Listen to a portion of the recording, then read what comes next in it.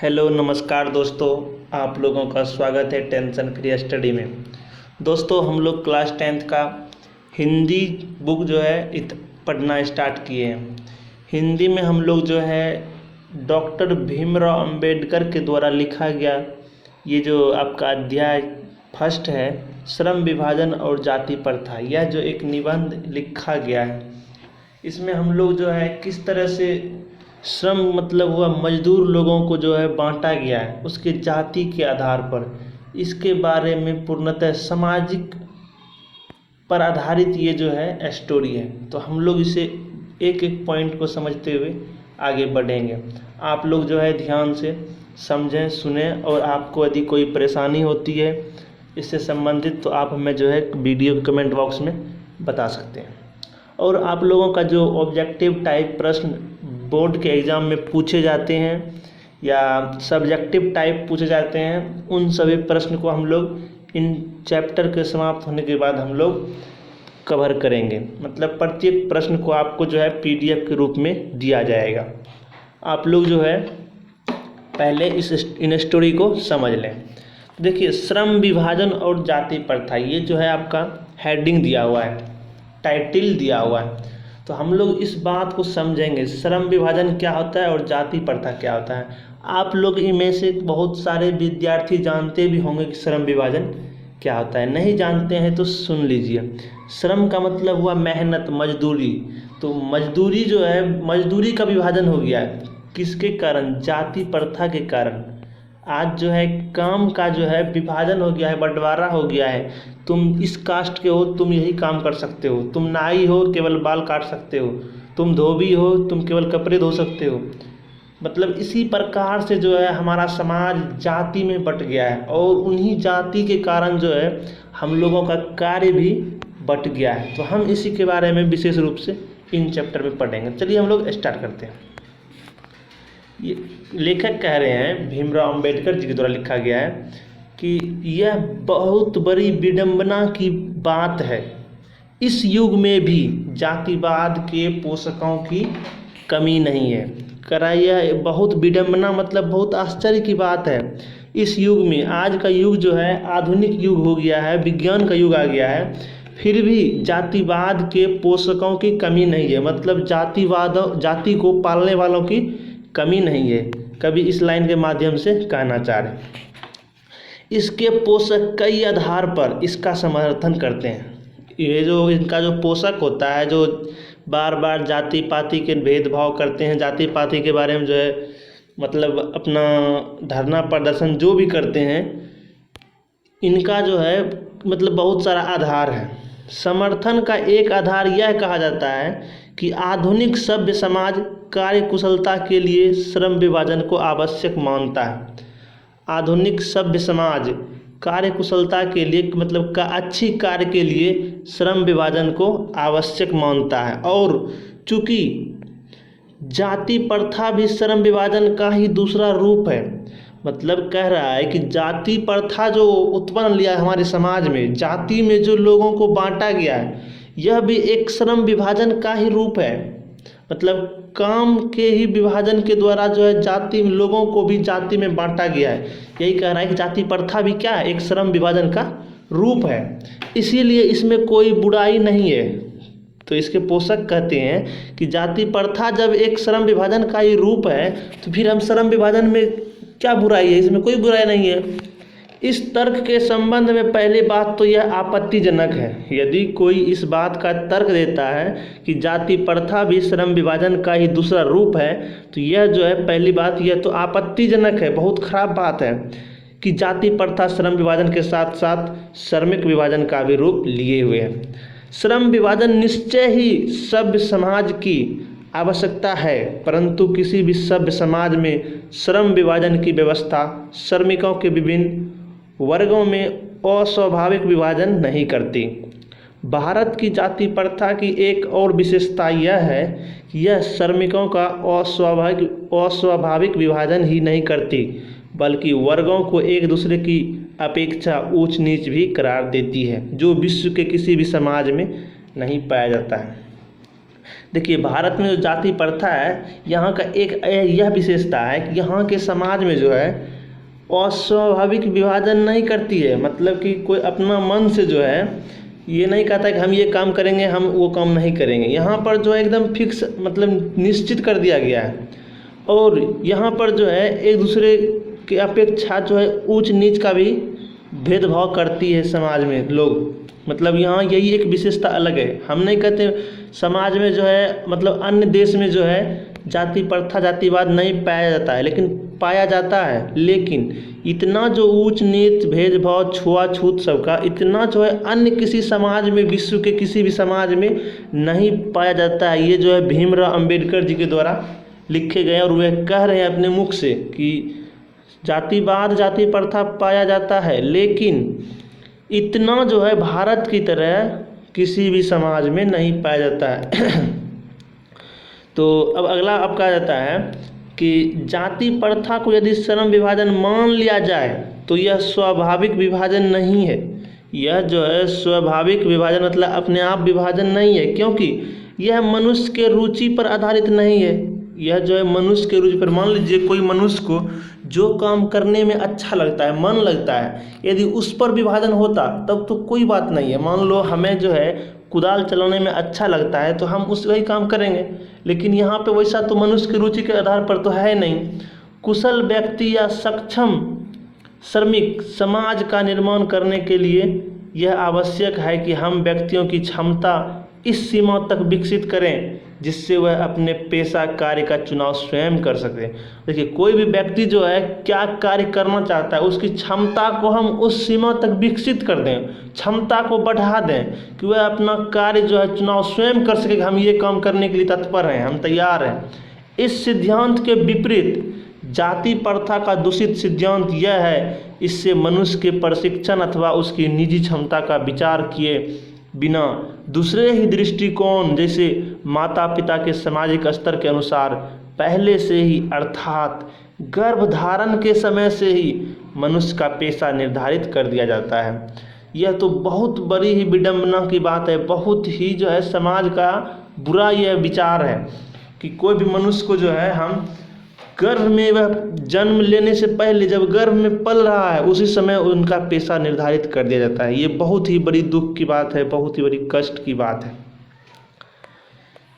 अगला आपका जाता है जाति प्रथा पेशे का दोषपूर्ण पूर्व निर्धारण ही नहीं करती। जाति प्रथा जो है केवल पेशे का दोषपूर्ण पूर्व निर्धारण, दोषपूर्ण मतलब वह दोष से भरा हुआ पहले ही निर्धारित कर देना, पूर्व निर्धारण ही नहीं करती, बल्कि मनुष्य को जीवन भर के लिए एक पेशे में बांध देती है।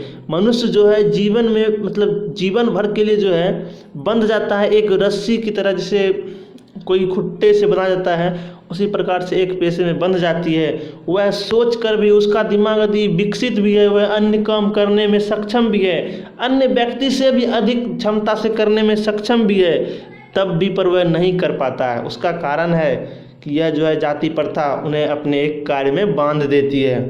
अभी कोई व्यक्ति साइंस में बहुत ज़्यादा ज्ञानी है, मतलब उसके पास इतना ज्ञान है कि वह बिजली उत्पन्न कर सकता है। बिजली का आविष्कार कैसे उत्पन्न, मतलब बिजली का आविष्कार कैसे हुआ उसके बारे में उसे अधिक से अधिक जानकारी है, लेकिन बहुत समय पहले जो है मतलब छोटी जातियों को पढ़ने का भी अलाउ नहीं था। तो इससे जो है हम लोगों का साइंस, हम लोगों का समाज, देखिए साइंस पीछे चल रहा है तो ऐसा नहीं कि मेरा समाज पीछे नहीं जा रहा है, समाज भी पीछे जा रहा है, मेरा गांव पीछे जा रहा है, मेरा देश पीछे जा रहा है। तो ये जाति प्रथा जो एक तरह से बहुत ही जो है देश के लिए, समाज के लिए, गांव के लिए एक तरह से जो है पिछड़ेपन का कारण है। आगे आपका जाता है भले ही पेशा अनुपयुक्त या अपर्याप्त होने के कारण वह भूखों मर जाए। मतलब देखिए, मान लीजिए जिस काम में वह बंध गया है बचपन से, मान लीजिए उसमें उसको कोई मजदूरी नहीं मिल रहा है, वह काम खत्म हो गया, वह काम अब नहीं मिल रहा है, तो वह जो है भूखों क्यों न मर जाए, लेकिन वह दूसरा काम कर नहीं सकता है क्योंकि समाज ने उसे एक बंधन में बांध दिया है। आधुनिक युग में यह स्थिति प्रायः आ जाती है क्योंकि उद्योग धंधों की प्रक्रिया व तकनीक में निरंतर विकास और कभी कभी अकस्मात परिवर्तन हो जाता है, जिसके कारण मनुष्य को अपना पेशा बदलने की आवश्यकता पड़ सकती है। देखिए, हम लोगों के समाज में हम जो काम कर रहे हैं, हो सकता है वह काम आज समाप्त हो जाए, तो हमें उन काम को बदल के दूसरा काम करना चाहिए, क्योंकि हम अपना पालन पोषण भरण पोषण परिवार का कर सकें, अच्छी स्थिति में परिवार को रख सकें। तो यदि प्रतिकूल परिस्थितियों में भी मनुष्य को अपनी पेशा बदलने की स्वतंत्रता ना हो, तो इसके लिए भूखों मरने के अलावा क्या चारा रह जाता है। हिंदू धर्म की जाति प्रथा किसी भी व्यक्ति को ऐसा पेशा चुनने की अनुमति नहीं देती है जो उसका पैतृक पेशा ना हो, भले ही वह उसमें पारंगत हो। पारंगत मतलब वह परिपूर्ण हो उस काम को करने के लिए। तो देखिए, हिंदू धर्म का जाति प्रथा कितना खतरनाक है, बहुत ही दुष्ट विचार का है। किसी भी व्यक्ति को ऐसा पेशा चुनने का अनुमति नहीं देता है जो उसका पैतृक मतलब पिता का कार्य किया हुआ जो ना हो, भले ही वह उसमें पारंगत हो मतलब परिपूर्ण हो, काम करने में सक्षम हो। इस प्रकार पेशा परिवर्तन की अनुमति ना देकर जाति प्रथा भारत में बेरोजगारी का एक प्रमुख कारण व प्रत्यक्ष कारण बनी हुई है। तो आपसे यह प्रश्न भी आ सकता है कि कैसे भारत में बेरोजगारी का एक प्रमुख कारण जाति प्रथा बनी हुई है, प्रमुख एवं प्रत्यक्ष कारण आप जो है इनका वर्णन कीजिए। तो आपको इनके बारे में जो है वर्णन करना है, पीछे जो आप लोग पढ़े अभी। इस प्रकार हम देखते हैं कि श्रम विभाजन की दृष्टि से भी जाति प्रथा गंभीर दोषों से युक्त है। गंभीर दोष मतलब बहुत ही गंभीर से गंभीर, जैसे बीमारी किसी व्यक्ति को पकड़ लेता है, उसी प्रकार से हम लोगों के समाज में जो है यह बीमारी फैली हुई है जाति प्रथा नाम की, जो कि श्रम को मतलब मजदूरी को कार्य को बांट कर बैठा है। जाति प्रथा का श्रम विभाजन मनुष्य की स्वेच्छा पर निर्भर नहीं करता। मनुष्य का स्वेच्छा मतलब उसकी इच्छा नहीं होती है कि हम श्रम जाति के आधार पर हम काम को बांट लें, लेकिन यह समाज का दिया हुआ है जो कि बांट दिया है। मनुष्य की व्यक्तिगत भावना तथा व्यक्तिगत रुचि का इसमें कोई स्थान अथवा महत्व नहीं रह जाता है। मनुष्य का इसमें जो है व्यक्तिगत वह क्या है, उसका भावना विचार और उनका रुचि, इसका कोई स्थान या अथवा महत्व भी नहीं रह जाता है।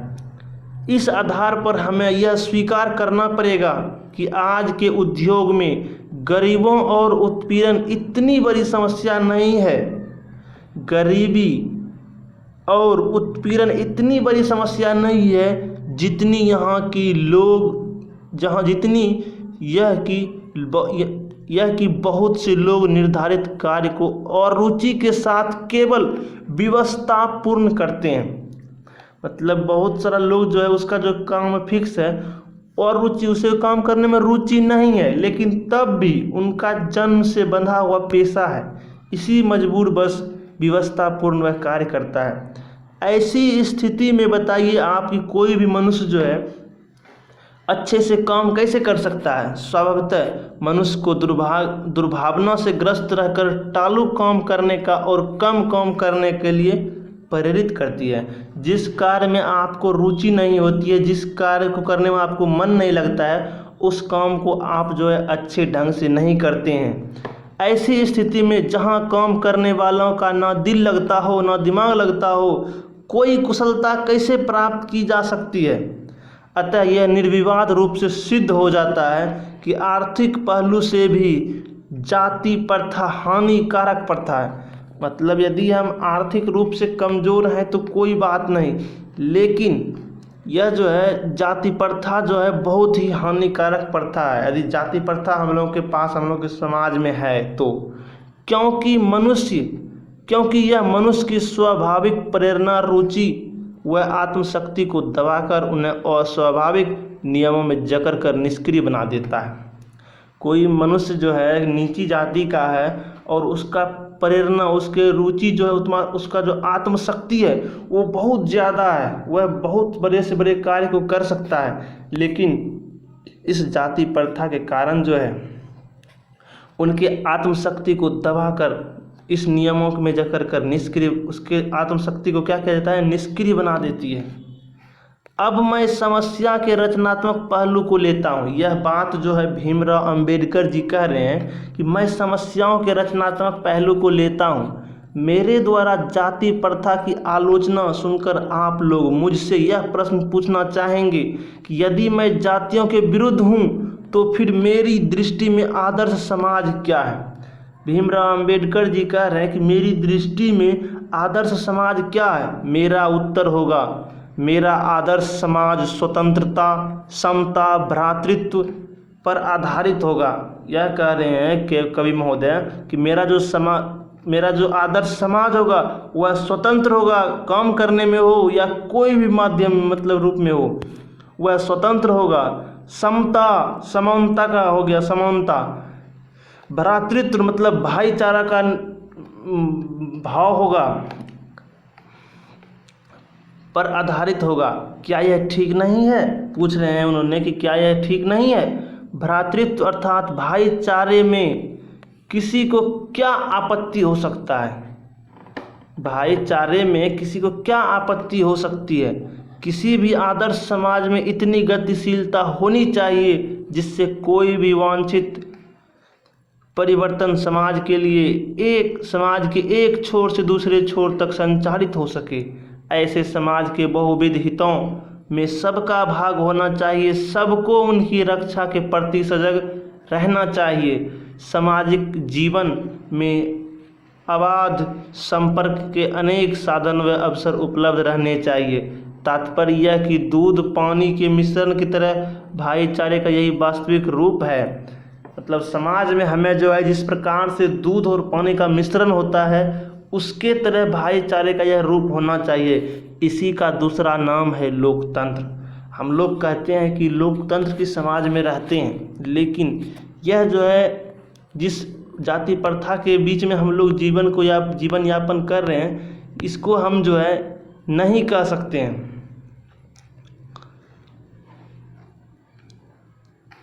क्योंकि लोकतंत्र केवल शासन की एक पद्धति ही नहीं है। लोकतंत्र मूलतः सामूहिक जीवनचर्या की एक रीति तथा समाज के सम्मिलित अनुभवों के आदान प्रदान का नाम है।